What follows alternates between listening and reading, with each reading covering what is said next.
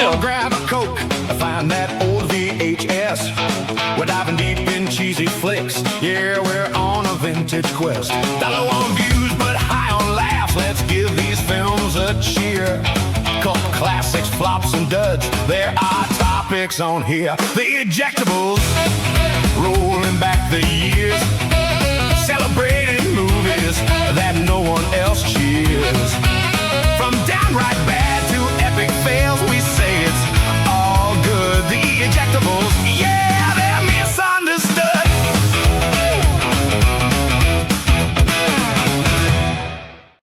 Welcome to the Ejectables. This is the show where movie enthusiasts Bill and Ian join forces with a weekly rotating guest to celebrate movies that we feel have been unjustly panned by the critics or sadly ignored and forgotten by audiences. Today's guests on the Ejectables are Michael Smith and Stewart Shephard. They are co-hosts of It Doesn't Hold Up podcast. Michael is a London-based actor-writer known for his sharp wit and engaging storytelling. He continues to develop projects across stage, screen, and audio media. Stewart, also London-based, copycat, is a writer and naturally a semi-professional wrestler, pursuing creative writing projects and competing in the wrestling ring. His unique blend of creative and athletic pursuits gives him a distinctive perspective on film, media, and performance. Everyone, please welcome Michael and Stewart of It Doesn't Hold Up podcast.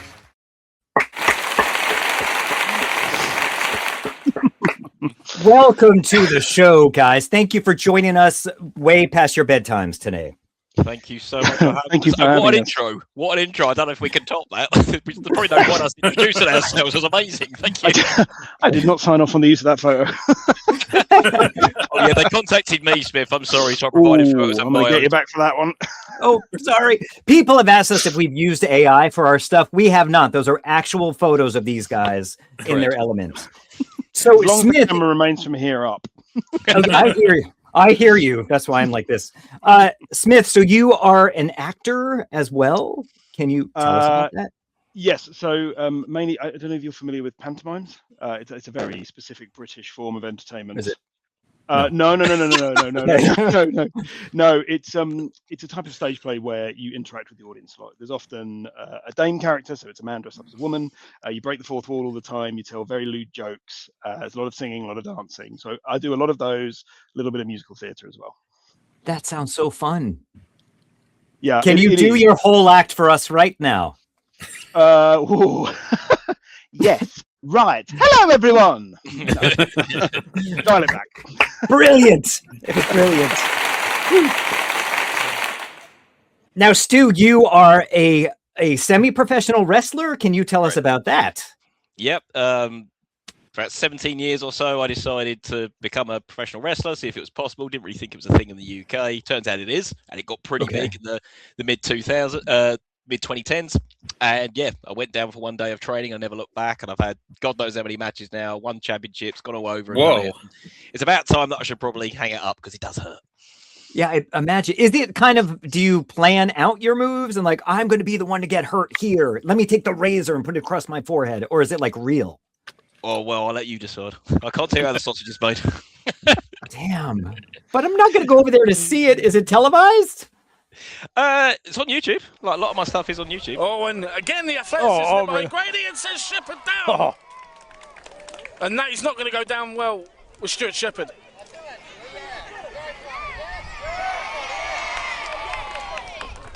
Oh, drop toe holding. Oh, face first into the middle turnbuckle. Big forearm. Irish whip by Grady. Oh, reversal. Oh, he goes over him. Shepherd, misses with the clothesline, misses with another. Grady with a drop kick. Lovely drop kick by Jake O'Grady. Shepherd, we caught unawares here. Oh, he's going to go up. Oh, my God, look at that athleticism there. Oh, and he turns it into a great counter. So can you both tell me about your podcast? Yeah, so about 3 years ago, I just had the epiphany, like, you should do a podcast, Smith. We should do a podcast. And didn't want to just do a generic like film one or yeah, we both love wrestling. Didn't want to just do a wrestling one. I was like, we need to do something that's a niche. And when I was at the gym, just randomly running on the treadmill, so I went, what if we do reviewing old stuff, not just movies, TV shows, cartoons, whatever, and we'll see if they're good now. And then I was trying to come up with a tag like it doesn't hold up, like because most of our stuff doesn't. Like we review some dog shit, right? There are times when stuff is really good, and we're like, oh no, damn it! But we try and review stuff that was borderline terrible to begin with, but we loved it. And then that's what it was. That was our spin on it, doing a movie review retro podcast because I love retro. We all look back with stuff with rose-tinted glasses. As it turns out, I'm the less cynical of the two, which I don't think anybody who knows me would have thought would be the case going in. And I am the angriest man in the world. But I end up being more positive on them, just I think because those rose-tinted glasses are pretty strong. Yeah. There's some stuff you defend to the death. I'm like, no, come on. Is there one that you both completely saw eye to eye on that was actually pretty brilliant that you thought might be horrible?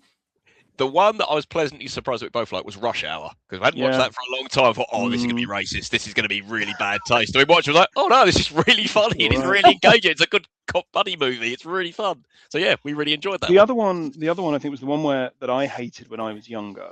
Erroneously as it turns out, but I really hated E.T. when I was a kid. I couldn't get on board with it. I didn't enjoy it at all. And I watched it as an adult, and I was like, well, obviously, still Steven Spielberg's a genius. I'm an idiot. Yeah, brilliant, right? It is, yes, it's brilliant, and I was a fool. I've never seen Rush Hour though, so maybe you both have inspired me to see Rush Hour. Just the first one, not number 2 or 3. Yeah, one is really fun. Yeah. Have you seen Nirvana, the band, the movie? I think that's what it's called. Not yet, no.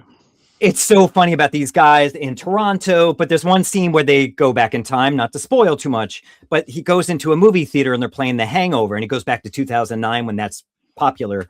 And they had this scene where they're saying really inappropriate things in our times now, and the whole audience is laughing. They're making a lot of gay jokes and stuff. And just like, oh my God, that's how he realizes he's back in time, is because we're laughing at these horrible jokes. But interesting. I recommend that movie. It's so good. Yeah, I've heard about it. I just haven't had a chance to catch up with it yet, but it's very much on my to watch list. Get with it. Put the kids in daycare and see it. Jeez. Just sack off work one day and go watch it. Yeah. Who needs a day job? Yeah, that's right. Don't tell my wife.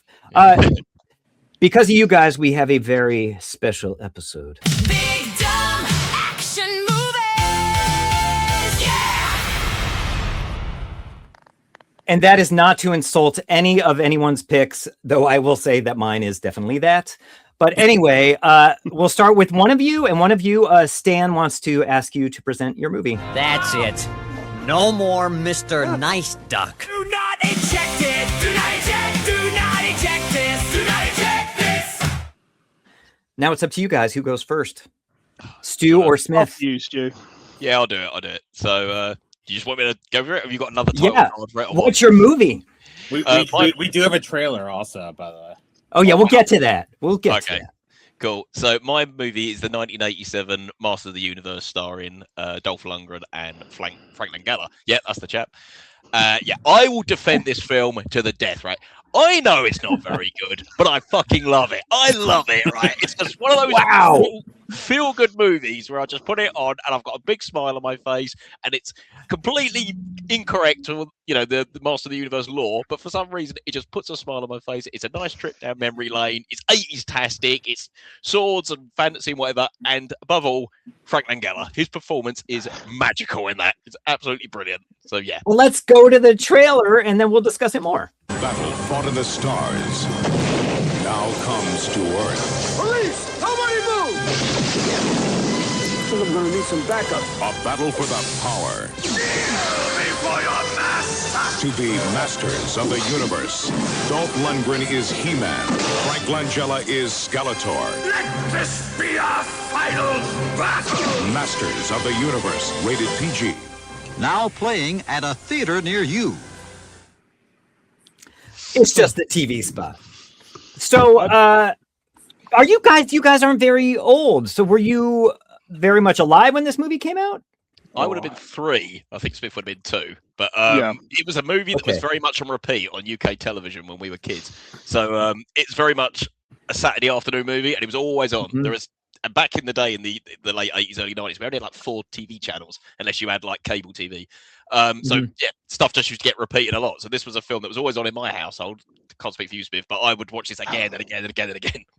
So I had a friend who had a VHS copy of it that I would watch whenever we went around his house, and so I'd watch it in snippets and not the whole thing. So when we watched it for our podcast way back when, very strongly remembered certain scenes, not others. But it definitely wasn't in the rotation in the way that it was with Stu's. And I do love, Stu, how you mentioned the deep lore of He-Man.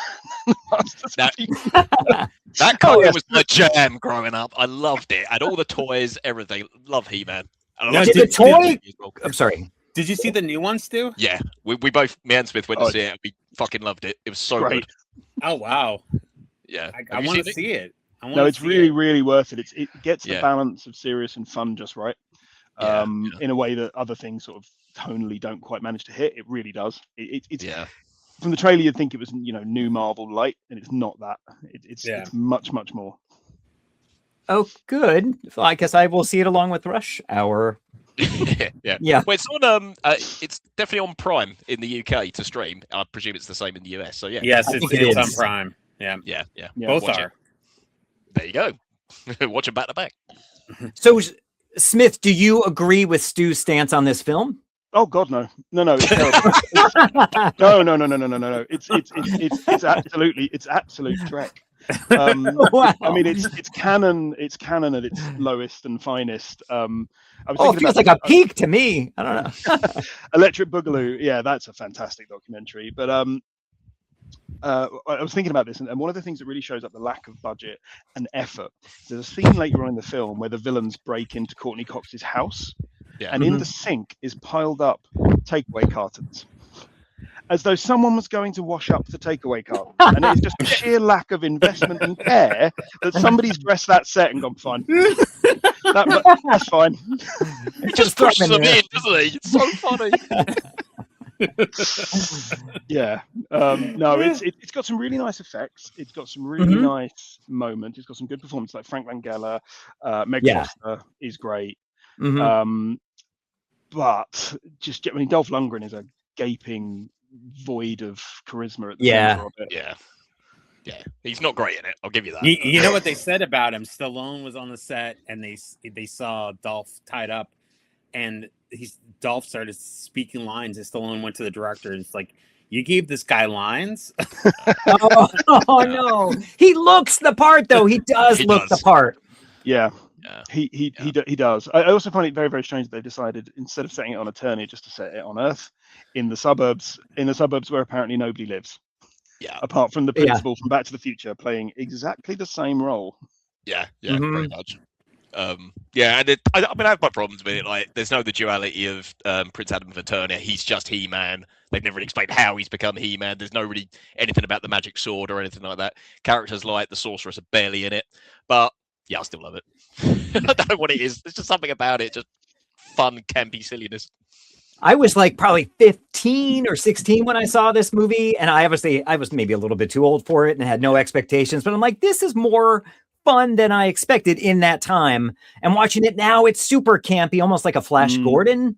Yeah, so exactly.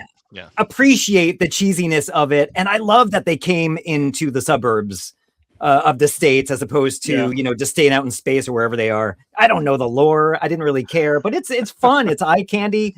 And did you know last week we lost Man at Arms? Last week. Yes. Yeah. Oh wow. Rest in peace. So it's maybe your fault because you chose this movie. But you know what? The day after, because I rewatched it for this podcast, and the day after I saw that he died, I don't believe this. I've cursed him. You just killed him. He's like, someone chose my movie. Sorry, all due respect. He was good. He didn't die in vain. He was good. I mean, there's no truly terrible performances in this. It's more just, as I say, the lack of, apart from Dolph, the lack of effort that's gone into it. Like, the bit that amuses me the most is the bit where they're sort of hiding out on a rooftop and Skeletor up on them by very slowly rising up behind them, and nobody notices. The solid 40 seconds it takes him to get up there, and they will turn around and go, "Oh."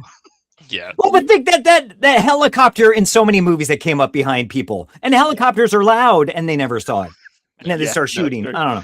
That's right. We're going to start picking at cliches. Yeah. At least no cats jumped out, did they? They probably did. Was there a jump scare? Oh yeah, I think there was in the school. Yeah, I think in the school there's a jump scare. Oh, okay. Yeah. Never mind. It happened. Bill, what did you think of this? So this documentary talks about the making of the movie. I guess they ran out of money, Mm. and Canon Films was a little bit out of their wheelhouse. And so I think that there was a really great idea here, but same thing that happened to Joe Dante's Explorers happened to this, where they said, "Okay, you're done," and they just was like, "Okay." So I think that the principals involved, the director is a little bit of a bad person. He's a notorious pedophile, but I'm able to separate that because,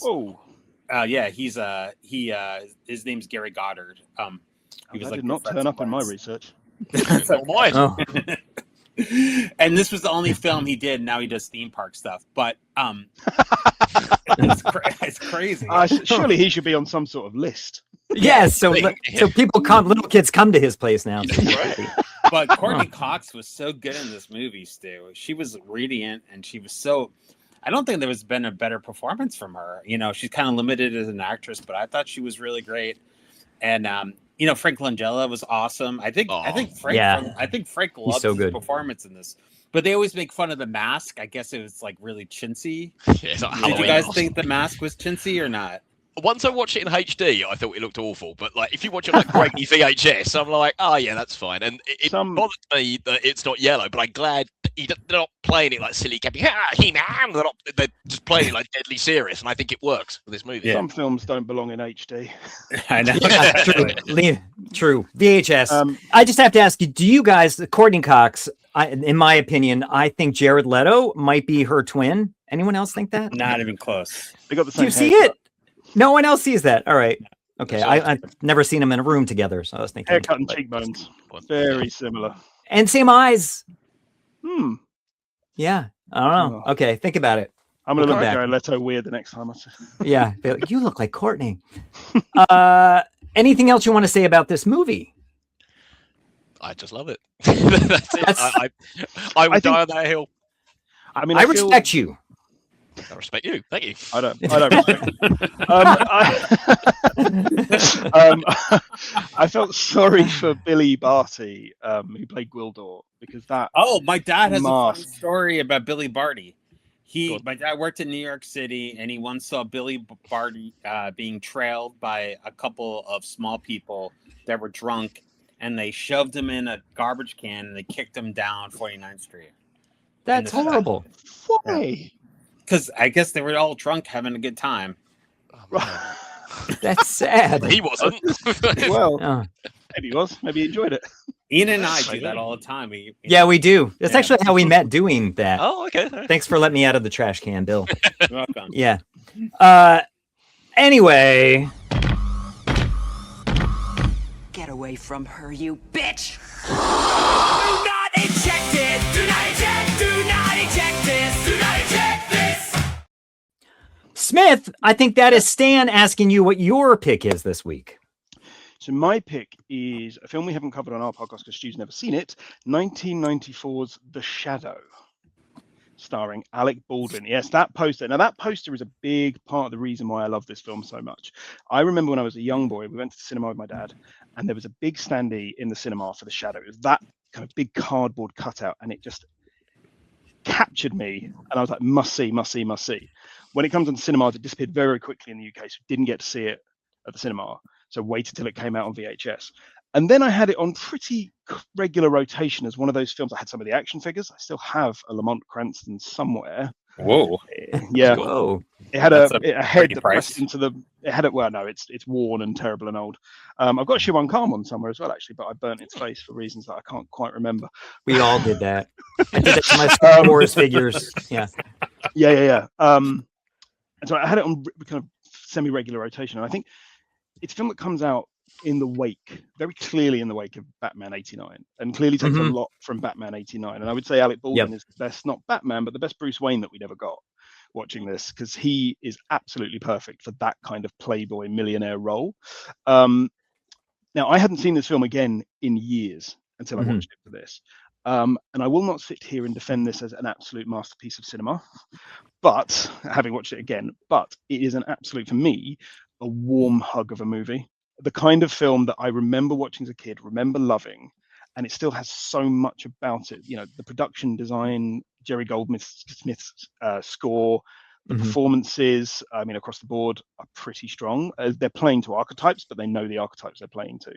And it's weird that a character like that captured me in a way, because if it was anachronistic for America in 1994, the Shadow is not a character that we'd ever had in the UK.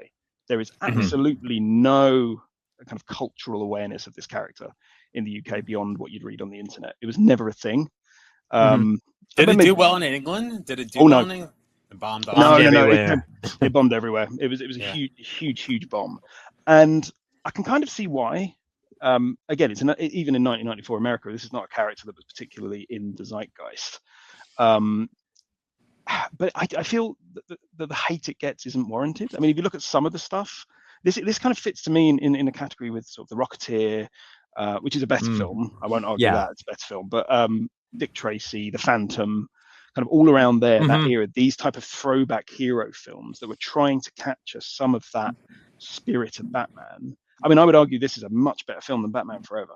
Much better. Definitely is. Yeah. The Joel Schumacher movie? Yes. It's one of the worst movies ever made. Well, exactly. Thank you. Yes. It's better than Ishtar.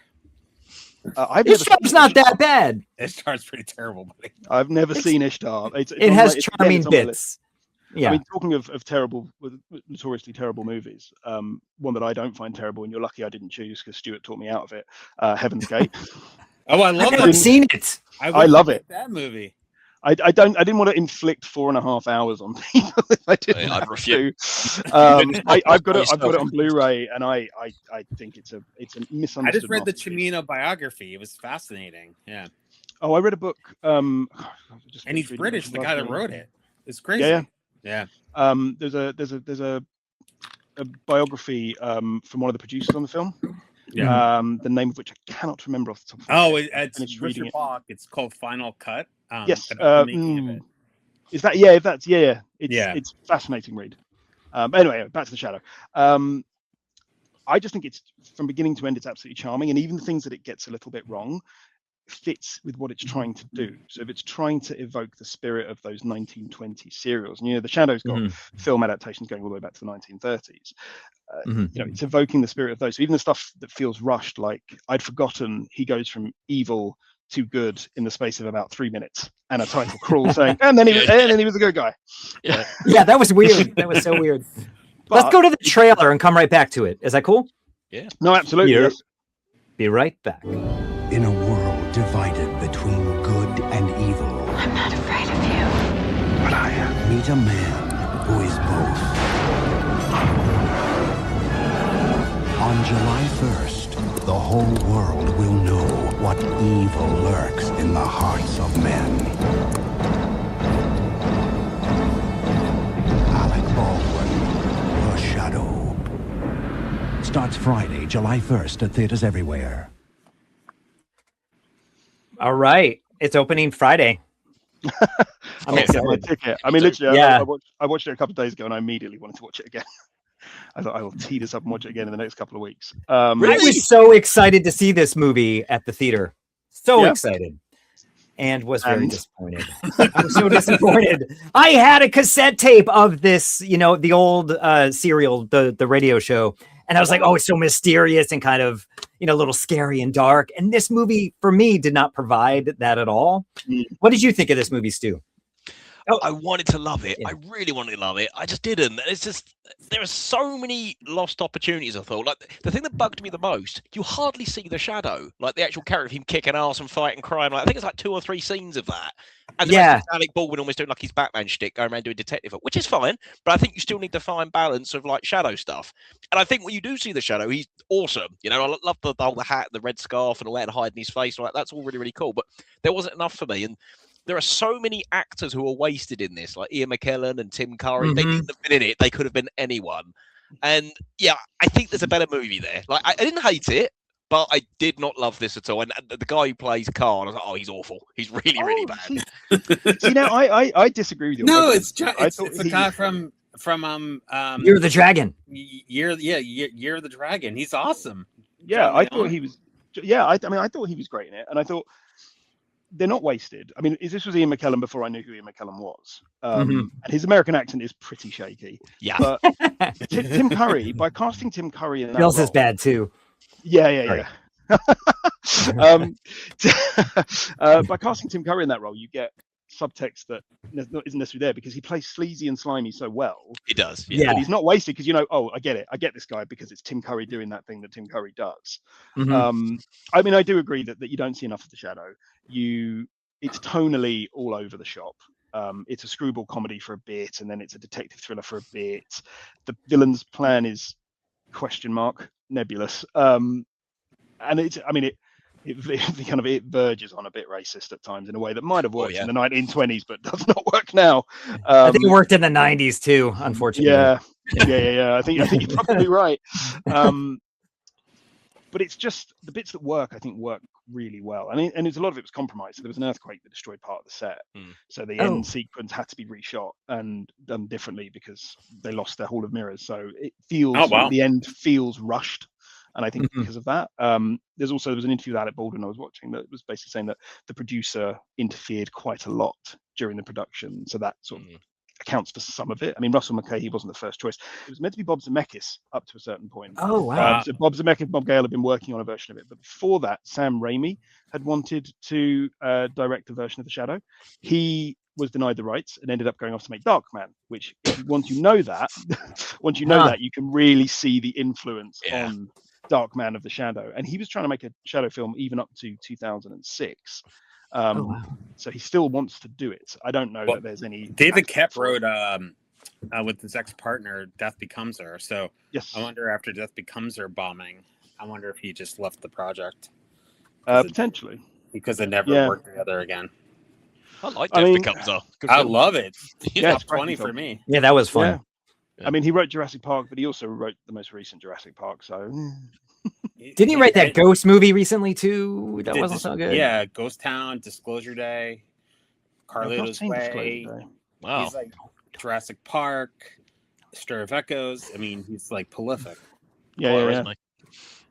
See End of Oak Street instead of Disclosure Day, even though there's no relation, but it feels like Spielberg, but better. Yes, that's on my watch list. My watch list is a mile long. Loved it. Yeah. So I mean, I just when I watch this film, it's one of those things that I cannot take away from the rose-tinted glass I have of it when I was a kid. Sure. And I still think yes, it could be better. It's one of the rare films where I think it could probably be 10-15 minutes longer, and that would probably help it. Give it a bit of room to breathe because it kind of races through quite quickly. Yeah.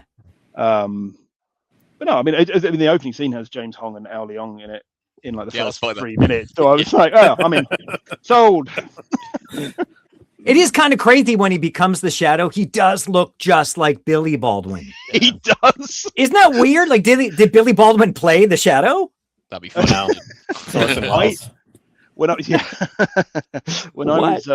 was younger, I thought it was Jim Carter. I don't know if you know who Jim Carter is. He was in Downton Abbey. He plays the butler.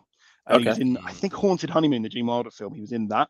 And he's got quite a distinctive nose and distinctive profile. And when I was younger, I swore blind that it was him under the mask when he was being the Shadow. And I don't know where I got that idea from. It's funny. I'm sure you convinced yourself, too. Yeah. Oh, yeah. I was like, oh, definitely. That's a fact. Maybe that added to your pleasure in the film. You're like, I love that actor. And he's so good as the Shadow, too. I think Alec Baldwin's I really was an Alec Baldwin fan at the time with Miami Blues and Prelude to a Kiss.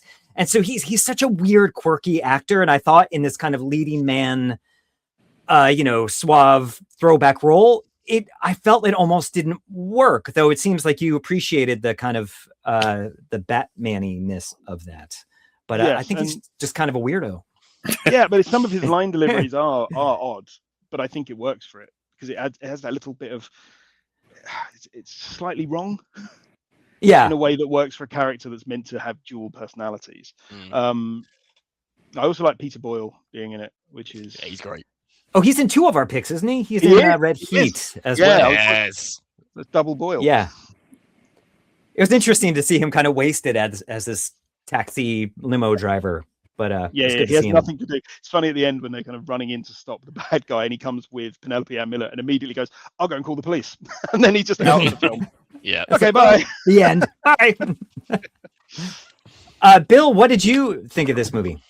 I saw it opening weekend, not because of Alec Baldwin, because I love the cinematographer, Stephen Byram, who did all of the Palma movies, and he did a lot of Danny DeVito movies. I thought he was the greatest cinematographer working. I liked it as a kid, and then I watched it, and I thought Alec's performance was a little bit of an overactor, right? I was like, what's going on here? And then I went to Google. I was like, what happened to this movie? I didn't find one negative thing about the production, but you just told me. I was like, it's kind of rushed, like it feels like it might have tested badly and stuff like that. And they're trying to piece it together, but it was all positive stuff. And I think that Alec wanted to do it as a sequel, but I didn't know it didn't do super well. I forgot if it did or not. Mega bomb. Yeah, I was so excited. Oh, I'm sorry. Go on. Sorry, Smith. No, so there's meant to be some multimedia aspects. They'd created a video game, I think, for the Super Nintendo, that was to be released alongside it, and it was completely finished. And it never got released because the film. Oh wow! They were like, well, no, we're not releasing that. You can find it now on modulators online. It's like a platform computer. Yeah, but they never released it. They could have just renamed it at the time and called it something else. Dartman. Yeah, exactly. Yeah, the overactor. Yeah, it made him successful. Anyway. I was so excited, though, because I loved Russell Mulcahy because of Highlander and Razorback. I'm like, oh, this is going to be so cool and dark. And I think it tried, in my opinion, too much to be the 1989 Batman. And it wasn't enough its own thing. But I appreciate, if I was like 3 when it came out, I probably would have loved it too. Or... I think it was probably 10 when I saw it. And that is for a 10-year-old, that is the kind of film you just sit there and go, this is brilliant. I have no critical faculties. Yeah, totally. I don't have them still, but anyway. I'll be back. She'll be back. I'm back. Do not eject it. Do not eject. Do not eject this. Do not eject this. I think that is little Stan asking me what my pick is this week, and it is, I'm going to show you, it is The Last Stand, and I'll go to the trailer and then I'll explain as to why I picked that. Here is the TV spot. Sheriff, we have a situation. I have a dangerous cartel boss headed your way. Boom, boom, boom, boom. He's got an army. I got an idea.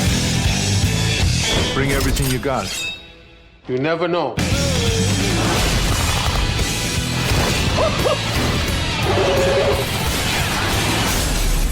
How are you, Sheriff?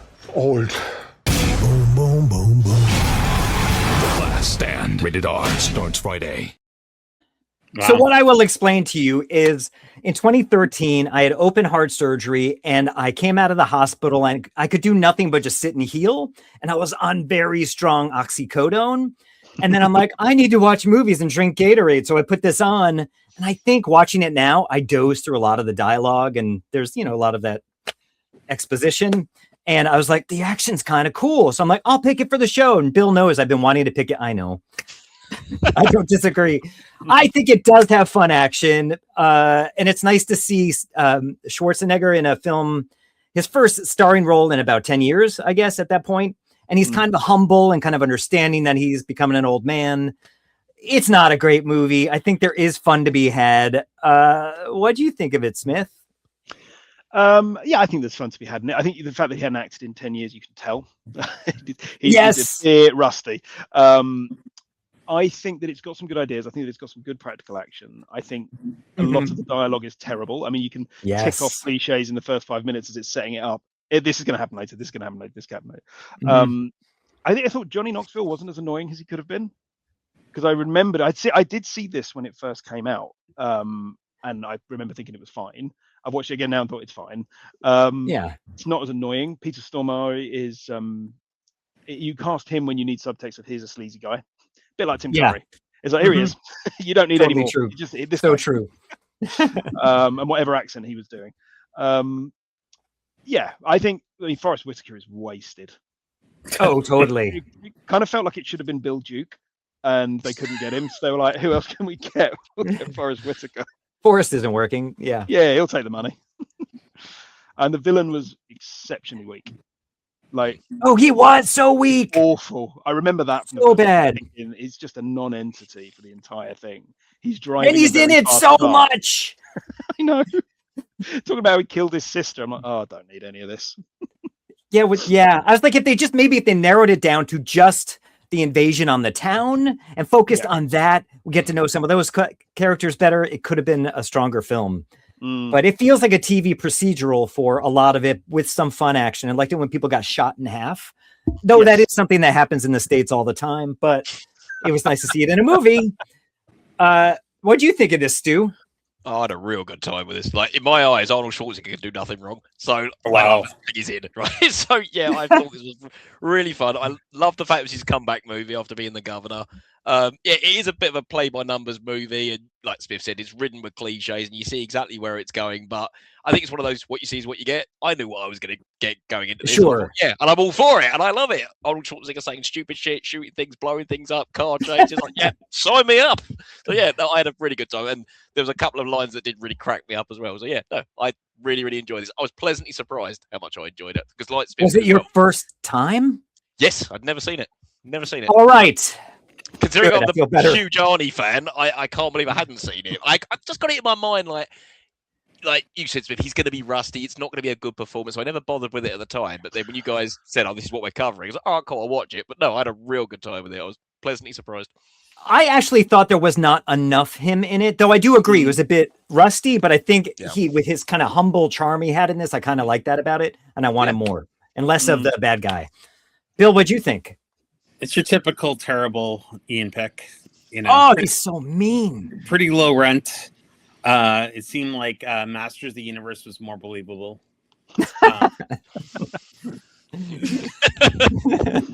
Yeah, it was pretty low rent. You know, typical painful Ian experience. What can I say? I enjoyed the fact that the whole thing was set up around them, or predicated on them blocking this guy driving through their town, and when he gets there, he just drives through immediately. Yeah. They don't stop him for a second. It's like, oh, and he throws the FBI agent, who I'm glad they didn't string out that she's a villain all along, because it was very painfully obvious from about second one. He pushes her out of the car, and I can't work out why he did that.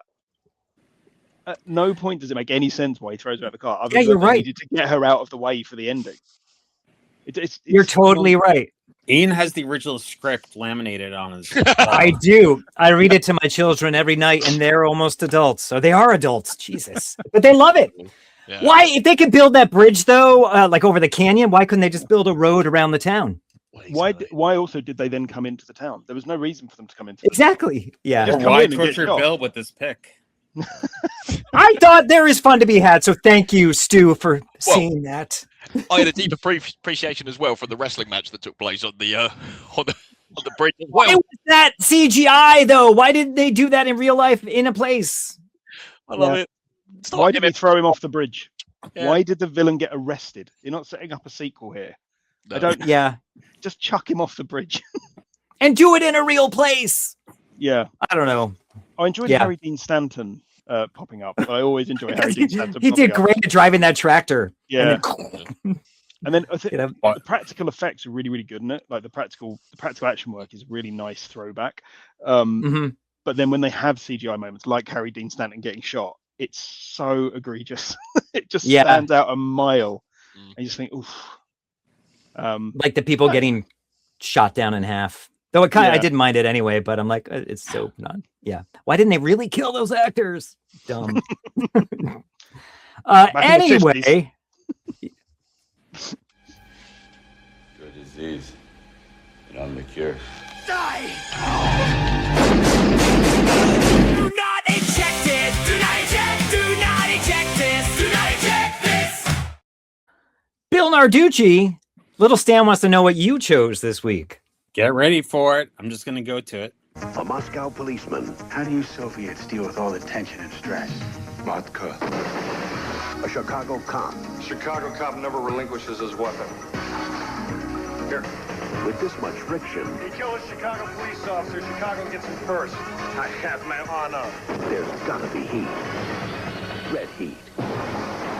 Arnold Schwarzenegger, James Belushi, Red Heat. Rated R. Special sneak preview. Check newspaper for theater and times. I gotta get the newspaper. What time's it playing at tonight? I think at 4:15. Okay, all right. We'll Yeah. just go get tickets. All right. We're in 1985. We'll pick you guys up. And it'll be weird when we pick up these two young babies, Stu and Smith. Were their parents' minds? I looked exactly the same, by the way. Oh, stop. Which is good. He's always looked 41. Yeah. This is Walter Hill at his best.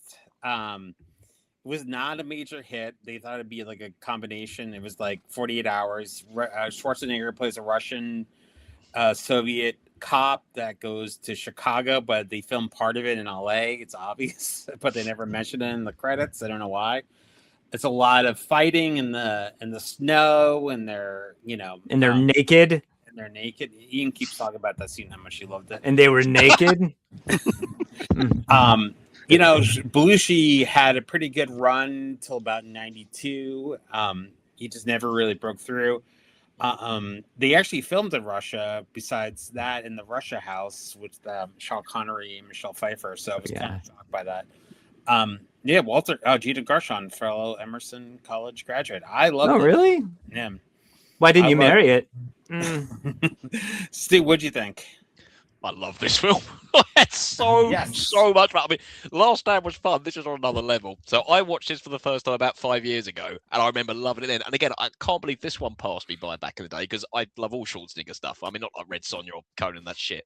But this was really, really, really Shade good. on Conan. Yeah, no, I'm sorry, I don't like Conan. But this is just excellent. It's just, for me, this is top tier Arnie. It's like, this is brilliant. One-liners, violence, action, craziness. It was brilliant. Yeah. And I genuinely laughed my ass off all the way through. I was like, am I supposed to be laughing at this? Is it written to be funny? But yeah, I loved it. And Jim Belushi's a hoot in it as well. And actors like Lawrence Fishburne pop up. I was like, Jesus, I forgot he was in this film. Looking very young. Sorry, very young. Larry Fishburne. Oh, sorry, Larry Fishburne. Still Larry. He wasn't old enough to true. know yet. Yeah. And he was underutilized as well. But people didn't know how good he was yet, I guess. Yeah, he broke from Reggie. The one thing I loved as well is that the poster has got James Belushi smoking a cigarette, right, and a cup of coffee. And not one point in the movie does he smoke a cigarette. I was like, why did you feel the need to put a cigarette in his mouth for the poster? But he did drink coffee. Yeah, he does drink coffee. That's true. Yeah. He's your everyman, Stu, Oh. And, he's laid back, and Schwarzenegger is uptight and doesn't get humor. There's the comedy. Smith, what did you think? I enjoy the fact that it had, Schwarzenegger, Belushi. It's like, when I think Belushi, it's not Jim Belushi that I think of. So, in my head, I had this from when I'd seen it when I was younger as lower tier Arnie, because it wasn't on rotation in the way that a Commando or a Predator or a Total Recall. But watching it, I was like, this is great. Like, this is so well done. And it's Walter Hill, and Walter Hill's a fantastic director. Right? I mean, his last one was Bullet to the Head. That was terrible. But, like his 80s work and into the 90s is just so absolutely good. fantastic, and it's just, you feel that grit and that heft and just the kind of the lived-in nature of the characters in the film.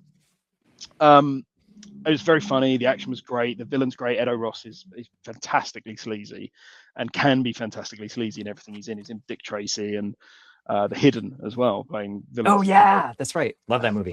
It's great film. Now they did film a bit of it in Moscow as well, so it's actually. And just for a slight tangent for history nerdism reasons, but have you seen Moscow on the Hudson? Yeah, yes. Robin Williams. So I watched that. Yeah, I watched that fairly recently, and none of that's filmed in Russia, because it was filmed, I think, slightly before this, and showed the Russian government in a negative light. This is very clear to show the Russian government in quite a good light for the most part.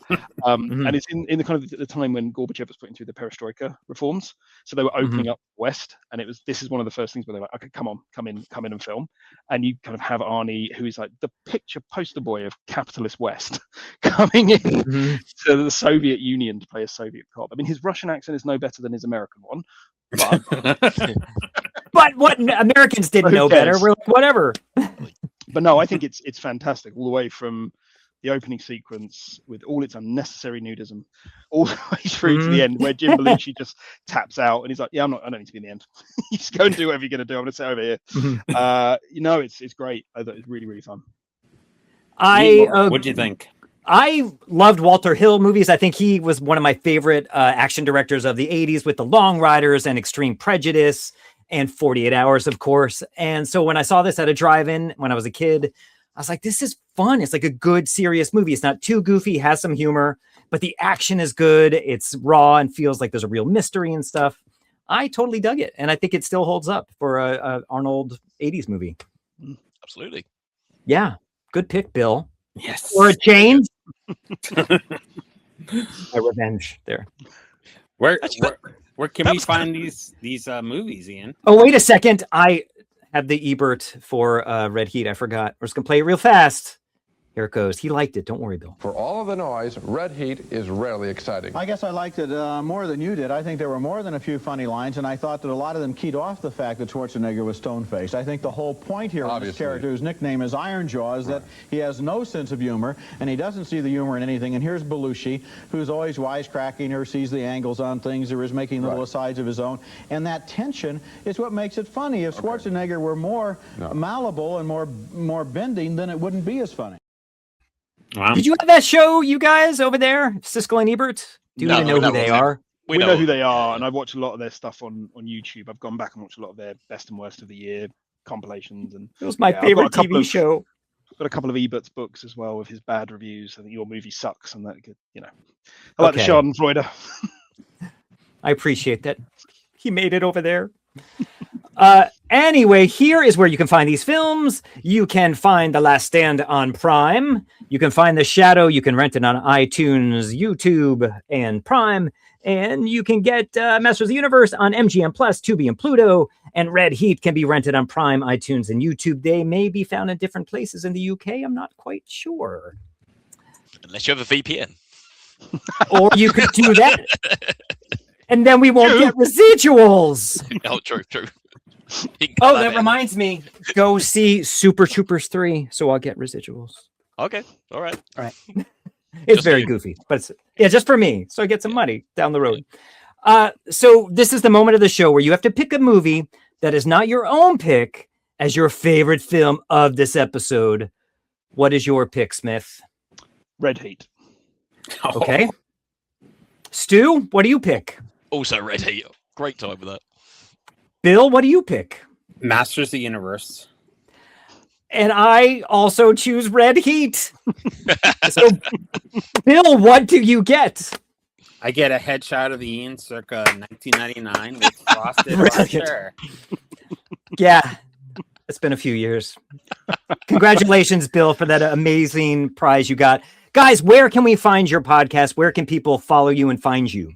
Yeah, sure. So we're on anywhere you can listen to podcasts, Apple, Spotify, all places like that. We are on YouTube if you want to watch video versions of our podcasts. And then we've got the usual socials. So we're on Facebook, Instagram, Twitter, or X as it's now known. Or you can drop us an email at itdoesn'tholduppodcast@gmail.com. And where can we see your performance, Smith? Do we have to do it in person? Is that online? Yes, it has to be in person, I'm afraid. Where is that? We're going to make our way. It's in the West End. Well, if I'm in the next show that I've auditioned for, it'll be in the West End in January. Okay. All right. They better get you in there. I also have a horror film that I wrote, Tombs, Rise of the Damned, which can be found on Shudder. Oh, my God. Oh, wow. That's up my alley. You should come on my horror movie show. Oh, I love horror. So, yes, sure. Me too. You can see my little horror movie corner over there. Hey, I like horror too. Oh, you should both come on. Okay. We'll be in touch. I hate horror, so you guys could be without me. Yeah, he does hate horror. Oh my God. Yeah, he doesn't know what a good movie is unless it's Red Heat. Wait, what's it called again? Rise of the what? Damned. Rise of the Damned. Okay, cool. Is that so the water doesn't rush into the city? Yeah. No, it's animatronics that come to life and try to kill people. Oh, that sounds so fun. Okay, cool. And where can we see your wrestling, Stu? I'm on YouTube. So if you look up either Mountain Stew Wrestler or The Last True Superstar, Stewart Shephard, you'll find me wrestling on there. Or you can just Google me. I'm everywhere. Okay, cool. Thank you guys so much for your time. Everyone check out their podcast and stalk them and email them and all those fun things. Like, share, tell your friends, and come back another time. Guys, hang on for 1 sec. Goodbye, everyone else. From downright bad to epic fails, we say it's all good. The Ejectables